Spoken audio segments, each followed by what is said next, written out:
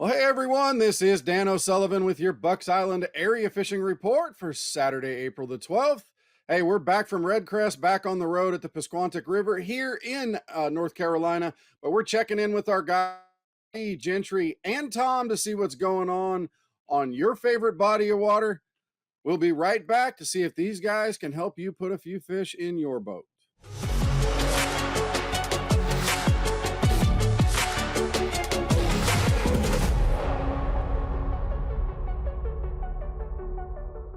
Hey, we're joined up with Tracy Robinson, our resident pro right here who hits everything in the world and hits it well. Tracy, let's talk a little bit of Logan Martin and Lay Lake. What's going on the water these days? Well, right now there's a lot of water. That's kind of the struggle point this week is all the water from the floods last week. They're still ripping it through the Coosa River chain right now. It looks like it's going to slow down a little bit going into Saturday night into Sunday, but right now started Logan. You can catch some fish still, but man, you got to get off of that river. It is flooded and rolling. They're running all three turbines, floodgates, and lots of water out on the river. You're not going to do hardly anything out there on the river for crappie. But it's still the time of year those fish are heading towards the bank. Water temperatures up there in the 60s. It's up a little bit right now, and the fish are moving up with it. So you can see some bait fish being chased around a little bit. For me, the way to cover water the quickest was a chatterbait at Logan this week. Taking a chatterbait, just getting in those pockets in those creeks. The Mid River, Pell City area is probably the more stable area of the lake. And just taking that chatterbait and just heading down the banks, and you're going to run into some both spots and some largemouths. The cool nights have kind of knocked the topwater bite in the head a little bit, not getting as many topwater bites as we were. So I'd still stick with now the chatterbait and the square bills. Seeing a lot of crappie fishermen out here dragging around, and they're staying kind of out in the middle of the ditch, the middle of the creeks, the middle of the channels, the guts off the river. Again, I think the cold fronts kind of pushed the bait fish out in the middle of these little drains and ditches right now, and that seems to be where the crappie fishermen and crappie are. All right, well, let's turn our attention to Lay Lake. That all sounds really good. What's going on at Lay? Lay a little bit more stable. The water doesn't fluctuate as much there, so it's got a lot more color in it than Lay's normally used to. So those fish have got their nose up close to something solid. You know, when that water gets a little bit stained down there, they like to have a reference point. So the grass, the wood, the docks, and again, it's still spawn season, so the fish are up there shallow. So you can get up in any of these pockets, and they've all got grass in them on Lay.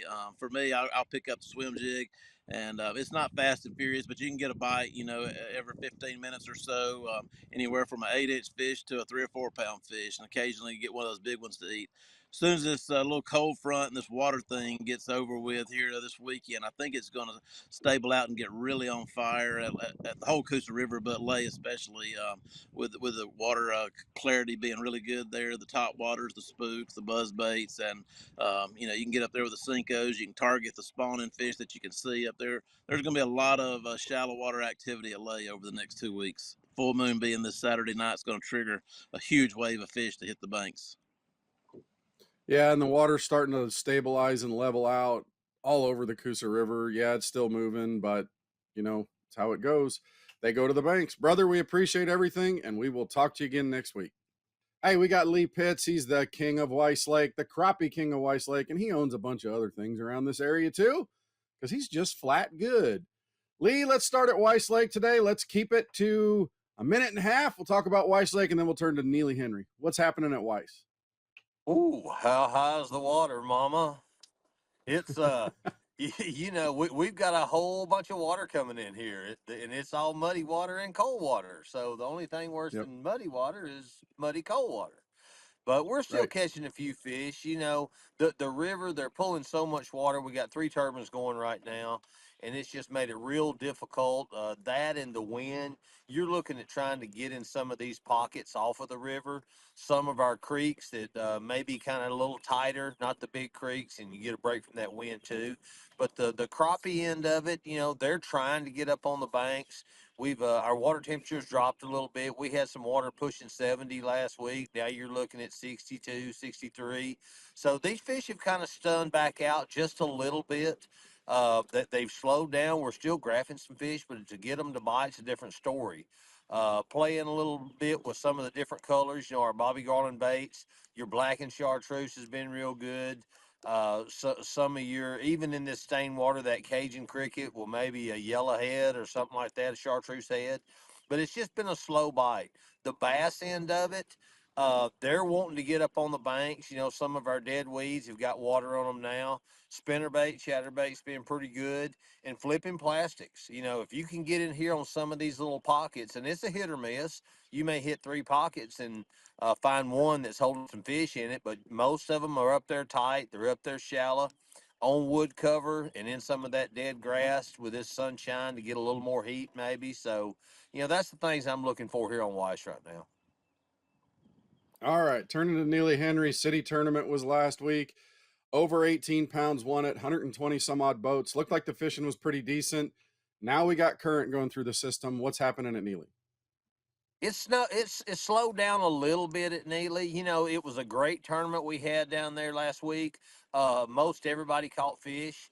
Some of the guys didn't catch the size and the quality that they were looking for. But when you can go out and catch 10, 15, 20, 30 fish a day, hey, that's a good day. Yep. So everybody I Yep. talked to caught a lot of fish. Most of them were caught up tight plastics. I did see some guys out there spot fishing, off the bends of the river, off some of these hard gravel bottoms. But most everybody, they stayed.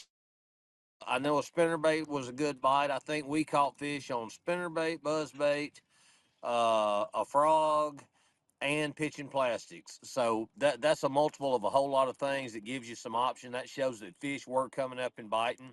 I think they're trying to get back in there.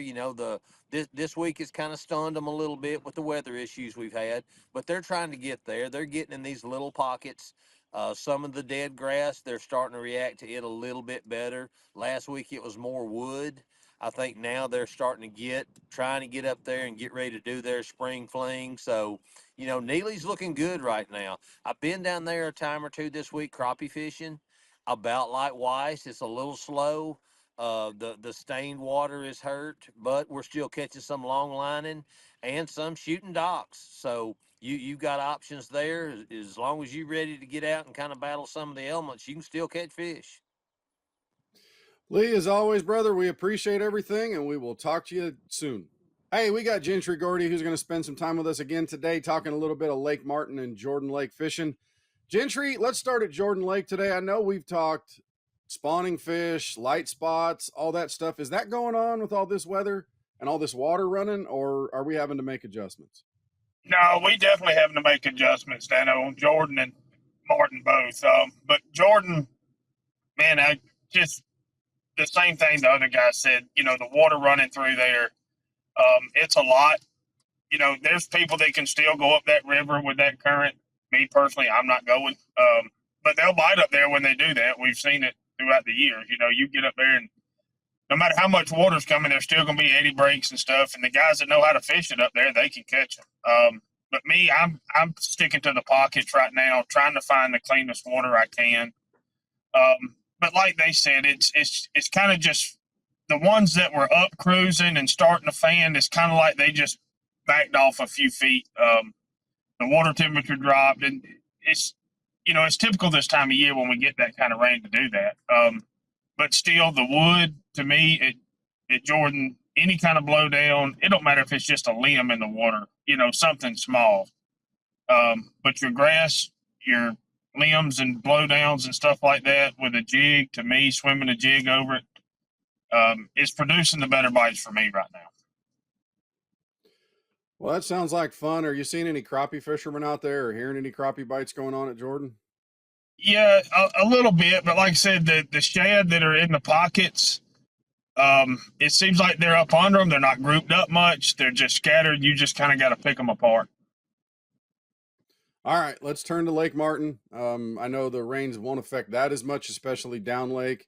What are we seeing out of Lake Martin? Yeah, so it actually affected it more than I thought. The river, all the way down to just before. I mean, it's orange. But Blue Creek, as you go into Blue Creek, Kalijah, the big creeks like that, it's still pretty. It's good green water. But But the fish that were up there too, the same thing kind of happened. They just kind of set back. Now the amount of small ones, my dad went up there and he said, "Man, if you want to take a kid fishing at Martin, now's the time." He said, "Them 12 and 13-inch fish are up on them seawalls, the boat ramps. They are. It's every cast on the small, the little spotted bass. Top water plug, they'll still hit even at Martin, but just a little Texas rig or anything small like that up around the bank, man, a kid would have a blast right now." Gentry, as always, brother, we appreciate everything, and we will talk to you again soon, my friend. Hey, we're checking in with Tom Ott. Tom, let's chat a little bit about Redcrest. That happened last week. Dustin Cannell, over 80 pounds on the final day, fishing the face of the Nickajack Dam, the down current side, and the lock. I know rules don't let you take fish to back down into Guntersville as far as the tournament goes, but my goodness, that looked like fun. What do you think? Well, it absolutely looked like fun. I think it shocked a lot of people that he ran up there and whacked them that way. But, I mean, it just goes to show you, that's the way Guntersville fishes. I mean, we talked about that, for years about the patterns that exist on Guntersville. And there's so many different things that are happening there at one time. They were whacking them. Yep. Everybody was catching fish shallow, spawning. And then we got some thunder, lightning, a lot of rain, Yep. wind, and muddied up that water, and the fish didn't leave. They just got tougher to eat, tougher to get the bite. And it just hats off to him for even attempting that. I thought it was amazing. But yeah, pretty impressive for Guntersville to go up there and pull that off. I thought that was pretty nice, pretty sweet deal. Yeah, just unique to that format because they weigh in the boat.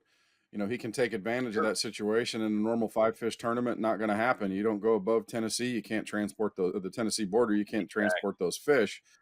The light spots played a big role in that. I'm assuming that crappie are spawning. I mean, there's a lot of stuff going on. And yeah, you're right. I talked to Ayler, Chris Lane, all of those guys. Seeing the light spots where the fish were bedding was a big deal. I talked to Skeet, and he said that he could see bedded fish.